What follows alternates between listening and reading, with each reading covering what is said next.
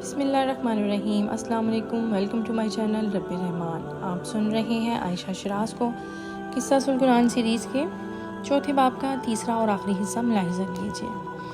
ابھی نے اللہ تعالیٰ کے فیصلے کا انتظار تھا۔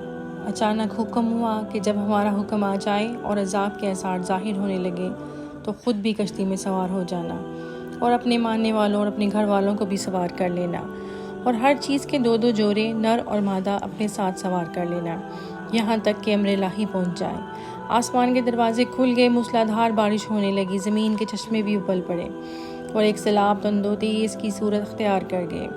پانی ٹیلوں کو ڈبوتا ہوا پہاڑوں کی چوٹیوں کو چھونے لگا۔ یہ دیکھ کر نوح علیہ السلام خود بھی کشتی میں سوار ہو گئے اور جن چیزوں کو ساتھ لینے کا حکم ملا تھا انہیں بھی سوار کر لیا۔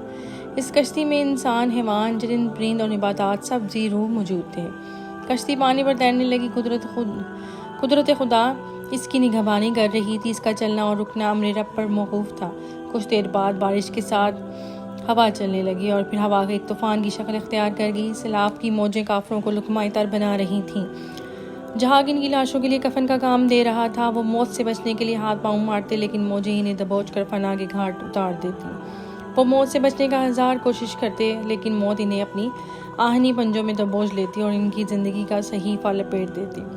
حضرت نوح علیہ السلام کشتی پر کھڑے عذاب الہی کا منظر اپنی آنکھوں سے دیکھ رہے تھے کہ اچانک ان کی نظر کنعان پر پڑی۔ کنعان آپ علیہ السلام کا بیٹا تھا۔ اس کی پیشانی پر شقاوت لکھی تھی۔ وہ آپ سے الگ رہا تھا اور آپ کے دین کو قبول نہیں کیا تھا۔ نوح علیہ السلام نے بیٹے کو ڈوبتے دیکھا۔ وہ منہ زور اور ہلاکت خیز موجوں سے بچنے کی کوشش کر رہا تھا۔ وہ ہاتھ پاؤں مار رہا تھا، کسی طریقے سے بچ نکلے، کوئی رسی اس کے ہاتھ لگ جائے جس کے سہارے وہ نجات پائے، یا کسی ٹیلے پر قدم ٹک جائے اور محفوظ رہے۔ لیکن موت لمحہ لمحہ اس کے قریب آ رہی تھی اور غرقابی منہ کھولے اس کا انتظار کر رہی تھی۔ نوح علیہ السلام کے دل میں جذبہ پدری کروٹیں لینے لگا۔ بچے کی محبت اور شفقت نے برقرار کر دیا۔ رقت طاری ہوگی اور چیخ اٹھے، اے کنعان، اے میرے رختے جگر، تو اللہ کی قدرت اور فیصلے سے بھاگ کر کہاں جائے گا؟ اگر تجھے جان عزیز ہے تو اے میرے بیٹے آ اور ایمان کی دولت کو سینے سے لگا لے، تیری جان بھی بچ جائے گی اور خوشیاں بھی لوٹ آئیں گی۔ اگر گھر والوں کے ساتھ سعادت دارین کا خواہ ہے تو آ بیٹا سوار ہو جاؤ ہمارے ساتھ اور نہ ملو کافروں کے ساتھ۔ نوح علیہ السلام سوچ رہے تھے شاید آواز اس کے دل کے تہوں تک پہنچ جائے گی اور وہ ایمان لے آئے گا۔ یہ چیخ اس کے شعور سے ٹکرائے گی اور غفلت کے سارے پردے تار تار ہو جائیں گے، لیکن یہ مخلصانہ نصیحت اس کے نہا خانہ دل تک نہ پہنچ سکی، بلکہ دل پر پڑے پردوں میں اٹک کر رہ گئی۔ وہ اب بھی یہی سوچ رہا تھا کہ وہ بچ جائے گا اور قدرت کے ہاتھوں کو نکارا کر دے گا۔ اپنے باپ کے جواب میں کہنے لگا، رہنے دو، میں پناہ لے لوں گا کسی پہاڑ کی چوٹی پر، وہ بچا لے گا مجھے پانی سے۔ نوح علیہ السلام بیٹی کی سرکشی دیکھ کر پریشان ہو گئے۔ حزن و ملال کے لہجے میں اسے سمجھانے کی کوشش کی اور فرمایا، آج کوئی بچانے والا نہیں اللہ کے حکم سے مگر جس پر وہ رحم کرے۔ پھر نوح علیہ السلام اور کنعان کے درمیان ایک موج حائل ہو گئی اور وہ باپ کی آنکھوں سے اوجھل ہو گیا۔ وہ اپنے رخت جگر کو نہ دیکھ پائے، دل کے شیشہ چور چور ہو گیا۔ اپنے مالک کی طرف متوجہ ہوئے جو بے قصوں کا اور مصیبت زدوں کا سہارا ہے، اور عرض کی، میرے پروردگار، میرا بیٹا بھی تو میرے اہل سے ہے۔ یا اللہ، تو نے وعدہ فرمایا ہے اور تیرا وعدہ سچا ہے کہ تو مجھے اور میرے ایماندار گھر والوں کو بچائے گا۔ الہی تو حاکم الحاکمین ہے۔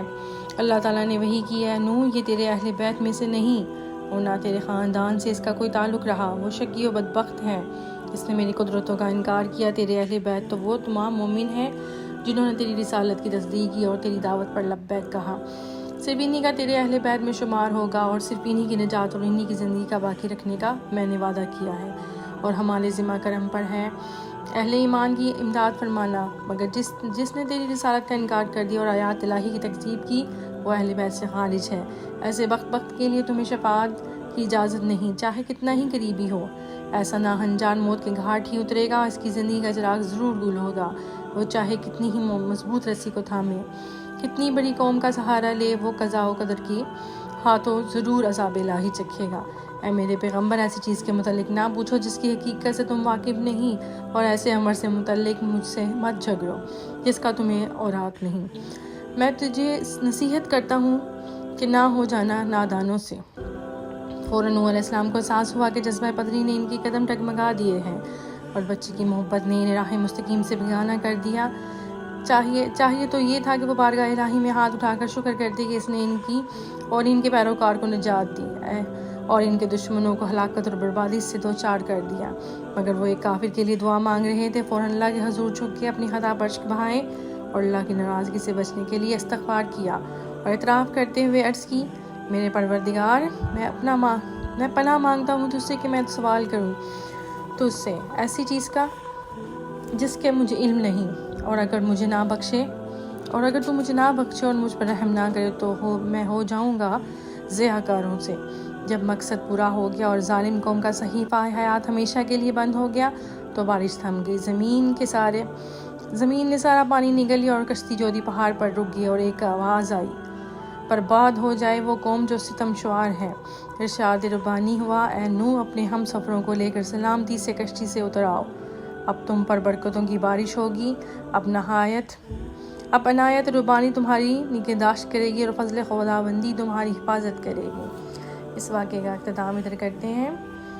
اجازت دیجیے عائشہ شراز کو، ملتے ہیں اپنی نیکسٹ ویڈیو کے ساتھ۔ اللہ حافظ۔